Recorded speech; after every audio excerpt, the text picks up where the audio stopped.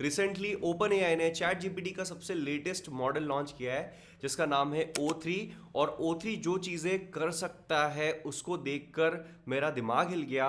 And expert ये बोल रहे हैं कि ये AGI के करीब है, AGI के लेवल का इसने काम करना स्टार्ट कर दिया है ना। आज की इस वीडियो में हम ये देखने वाले हैं कि AGI क्या है, O3 क्या है, कितना पावरफुल है और क्या आपकी जॉब्स और क्या सारी जॉब्स वेब डेवलपमेंट, कोडिंग और दूसरी खतरे में है या नहीं। लेकिन अभी कुछ दिनों पहले चैट जीपीटी ने अपने सबसे लेटेस्ट वर्जन का अनाउंसमेंट किया जो कि अभी पब्लिकली अवेलेबल नहीं है, जिसका नाम है O3।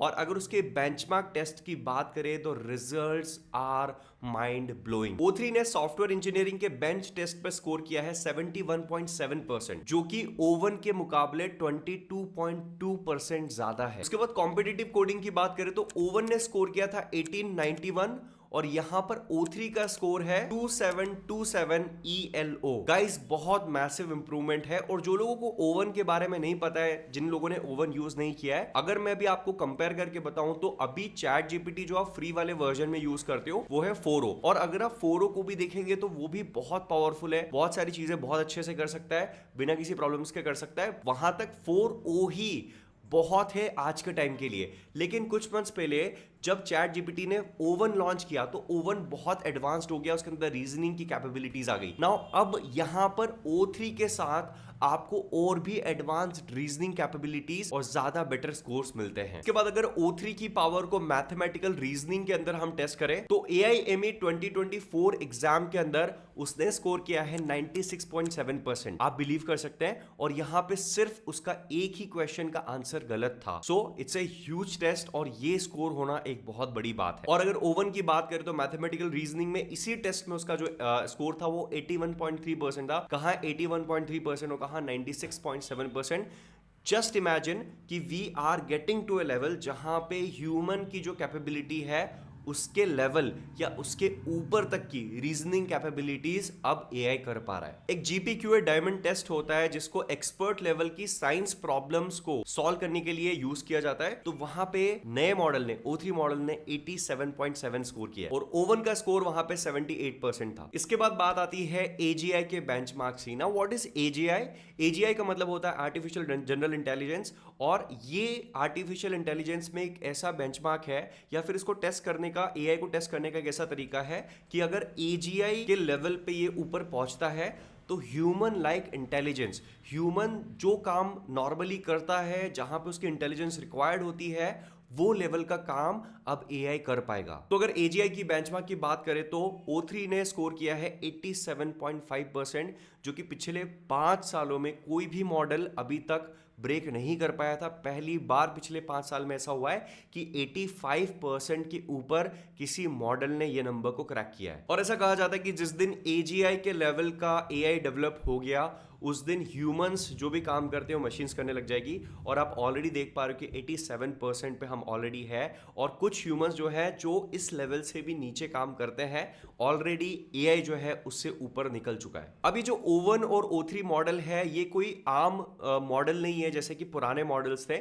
इनके अंदर रीजनिंग कैपेबिलिटीज है। तो पहले क्या होता था कि जब भी क्वेश्चन आप पूछते थे चैट जीपीटी से या क्लॉड से या किसी भी AI मॉडल से, तो वो प्रोबेबिलिटी के बेसिस पे एक आंसर आपको दे देता था। लेकिन इन मॉडल्स के अंदर क्या होता है कि वो आंसर को जनरेट करते हैं और उस आंसर को थिंक करते हैं, उस आंसर को जाके सोचते हैं कि ये सही है या नहीं है।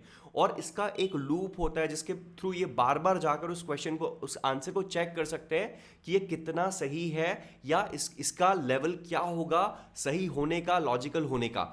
उसके बाद आपको आंसर देते हैं। तो ये kind of human like behaviour है जहां पर कोई भी क्वेश्चन पूछा जाता है तो आप रैंडमली कुछ भी नहीं बोल देते हो, आप सोचकर बोलते हो। तो it's kind of that thinking वाली एबिलिटी आर्टिफिशियली जो ये मॉडल्स कर पा रहे हैं। अब इसका मतलब क्या है? क्या सारी जॉब्स खत्म होने वाली है? क्या वेब डेवलपमेंट खत्म होने वाला है? और क्या फ्यूचर में सारे काम जो होंगे AI के और ज्यादा डेवलप होने पे मशीन्स करने लगेगी? तो इसके बेसिकली 2 आंसर है। पहला आंसर है कि यस, बहुत सारी जॉब्स अफेक्ट होने वाली है, स्पेशली वो लोग जो बहुत ही बेसिक लेवल का काम करते हैं।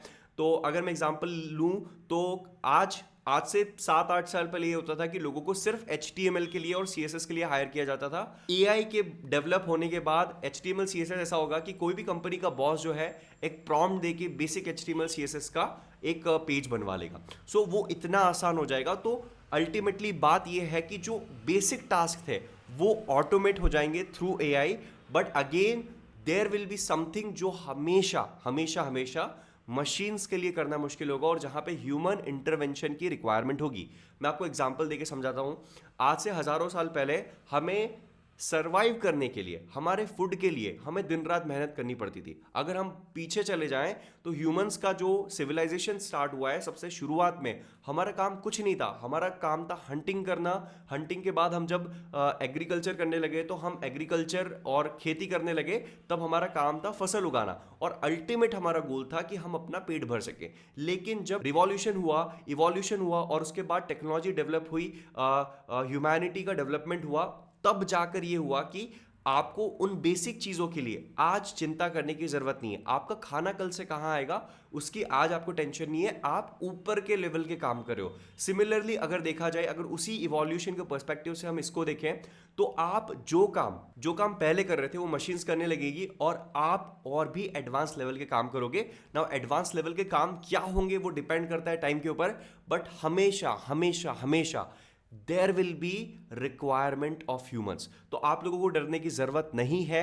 एक क्वेश्चन फिर भी आता है कि सर हम डेवलपमेंट सीखें या ना सीखें। मैं बोलता हूं 100% सीखना चाहिए, क्योंकि आप आने वाले 5 साल 10 साल 20 साल का सोचकर आज जो प्रेजेंट की अपॉर्चुनिटीज हैं उसके साथ कॉम्प्रोमाइज नहीं कर सकते। And guys that's why I have this free training, जो लिंक पर आप क्लिक करेंगे और आप अगर देखेंगे तो आपको उसके बारे में इंफॉर्मेशन मिल जाएगी कि इस AI की एज में और फ्यूचर प्रूफ आप खुद को कैसे कर सकते हैं अगर आप वेब डेवलपमेंट में करियर बनाना चाहते हैं और कोडिंग में करियर बनाना चाहते हैं। सो गाइज आई होप ये वीडियो आपके लिए हेल्पफुल रहा होगा। And after a long time I am uploading this video. If you have any questions or anything, make sure to put it in the comment section. Like this video if you like this video, and I'm gonna see you next time. Bye bye.